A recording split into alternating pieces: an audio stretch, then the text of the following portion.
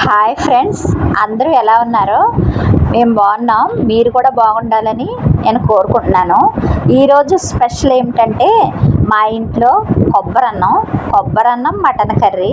చాలా రోజులైంది కొబ్బరన్నం తినాలనిపిస్తుంది. ఇంట్లో వాళ్ళందరూ కోరుకుంటున్నారు కాబట్టి కొబ్బరన్నం చేస్తున్నాను. చాలామంది కలుపుడు కొబ్బరన్నం అని ఒకటి చేస్తారు. ఒక విధంగా కలుపుడు కొబ్బరన్నం కూడా చాలా రుచిగా ఉంటుంది. తాలింపు కొబ్బరన్నం కూడా చాలా రుచిగా ఉంటుంది. కలుపుడు కొబ్బరన్నం అంటే పాలు, పసుపు, ఉప్పు, అల్లం వెల్లుల్లి పేస్టు, చెక్క, మొగ్గ, లవంగాలు, పలావ్ పువ్వు అన్నీ కలిపి అందులోనే వేసేసి బాగా కలిపి పెట్టేసి ఉప్పు కూడా వేసేసి పొయ్యి మీద పెడతారు. పొయ్యి మీద పెట్టిన తర్వాత అది పొంగులు వచ్చిన తర్వాత దాంట్లో బియ్యం వేసేస్తారు. ఆ విధంగా అలా చేస్తారు. తాలింపు అనేది ఏమి ఉండదు. కొంచెం నెయ్యి వేసుకోవచ్చు, లేకపోతే నూనె వేసుకోవచ్చు. ఏదైనా మనకి ఏది అవైలబుల్గా ఉంటే అది వేసుకోవచ్చు. కలుపుడు కొబ్బరన్నం చాలా బాగుంటుంది. కానీ తాలింపు కొబ్బరన్నం టేస్ట్ వేరేగా ఉంటుంది. కలుపుడు కొబ్బరన్నం టేస్ట్ వేరేగా ఉంటుంది. మొన్నే మేము కలుపుడు కొబ్బరన్నం తిన్నాము పోయిన నెలలో. కాబట్టి ఇప్పుడు తాలింపు కొబ్బరన్నం చేస్తున్నాను. తాలింపు కొబ్బరన్నం అంటే ముందుగా నెయ్యి కానీ నూనె కానీ వేసుకొని అల్లం వెల్లుల్లి పేస్టు, చెక్క, మొగ్గ, లవంగ మొగ్గలు, పలావ్ పువ్వు, పలావ్ ఆకు అన్నీ కూడా నూనెలో వేసేసి అల్లం వెల్లుల్లి పేస్ట్లో వేగిపోయిన తర్వాత పాలు వేసేసి పాలు మరిగిన తర్వాత బియ్యం వేసేయడమే. పొంగొచ్చిన తర్వాత కొత్తలాడిన తర్వాత సిమ్లో పెట్టుకోవాలి. అది మగ్గిపోద్ది. అదే కొబ్బరన్నం.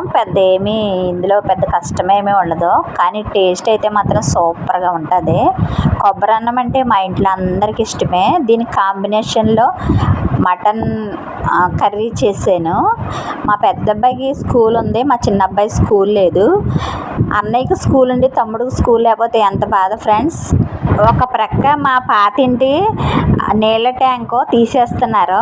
దానికోసం పని వాళ్ళు వచ్చారు. ఆ ట్యాంక్ అంతా బద్దలు కూడా తీసేస్తున్నారు. నేను ఒక పక్క కొబ్బరన్నం మటన్ కర్రీ చేస్తున్నాను. మా చిన్నోడికి స్కూల్ లేదు. వాళ్ళ అన్నయ్య ఎదురుగుండా ఫోన్ చేస్తున్నాడు. ఇప్పుడే లేచి ముఖం కడుక్కుంటున్నాడు, బ్రష్ చేసేసాడు. అన్నయ్య ఎదురుగుండా తమ్ముడు ఫోజ్ కొడుతున్నాడు స్కూల్ లేదని. చూడండి ఇప్పుడు ఎలా ఉందో కొబ్బరన్నం టేస్ట్ చేద్దాం. కొబ్బరన్నంలోకి మటన్ కర్రీయే కాకుండా చికెన్ గోంగూర కూడా చేసాను రోస్ట్ లాగా. ఫస్ట్ ఆ చికెన్ గోంగూర టేస్ట్ చూద్దామని అదే వేసుకున్నాము. చికెన్ గోంగూర అయితే కొబ్బరన్నంలో అదిరిపోయింది. మటన్ కర్రీ అంటే ఇంకా అందరికీ తెలిసిందే, ఆ రుచే వేరు, సూపర్ ఉంటుంది.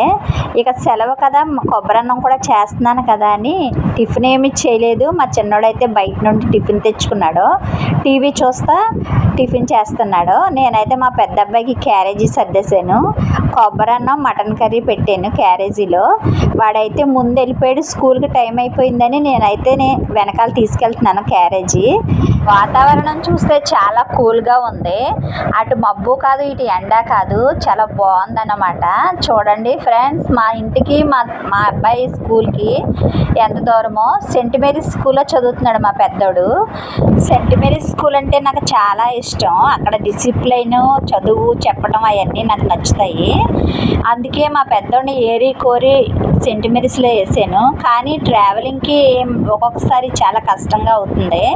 అయినా పర్వాలేదు, ఒక్క సంవత్సరానికి అని సెంట్ మేరీస్లోనే ఉంచేసాను. సెంట్ మేరీస్కి వెళ్ళి దారిలో ఫస్ట్ రైల్వే స్టేషన్ తగిలింది. తర్వాత చినరంగనపాలెం హై స్కూల్ తగిలింది.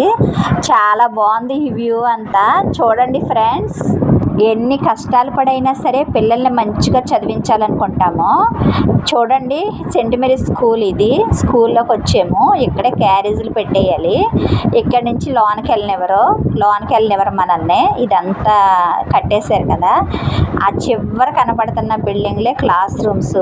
చాలా డిసిప్లిన్గా ఉంటుంది. పెద్ద గ్రౌండ్ ఉంటుంది. పిల్లలు ఆడుకోవడానికి కూడా చాలా బాగుంటుంది. ఆ పిల్లలు రోడ్డు మీదకి రావాలంటే చాలా కష్టము.